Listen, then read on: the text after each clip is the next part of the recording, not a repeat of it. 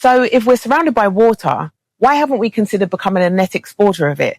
Those were the words of Pamela Coke Hamilton. She's the executive director of the International Trade Center, which is the United Nations and the World Trade Organization's joint agency. She was speaking at the Caribbean Investment Forum in Montego Bay. And she wasn't joking, by the way. She meant every word of it. The world's running dry. 2 billion people don't have access to clean drinking water right now. And by 2030, demand will be 40% higher than supply.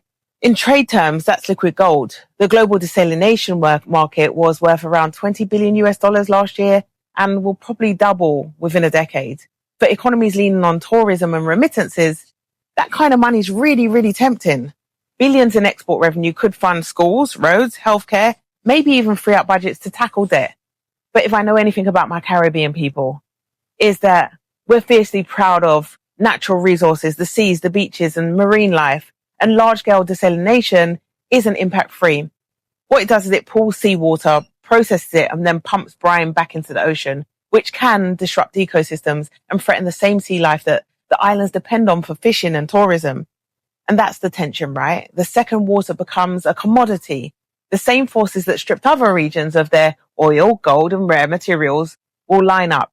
And in a climate-stressed region facing harsher droughts and stronger hurricanes, every drop exported is a drop you just can't call back in a crisis.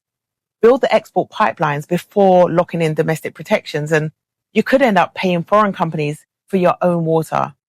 So here's the business lesson, right? A resource is only leveraged when the owner controls the tap. The smart play is securing decades of domestic supply first, if you're going to go ahead with this plan, right? And building regional alliances to keep control close, and using export profits for climate resilience, not just quick wins.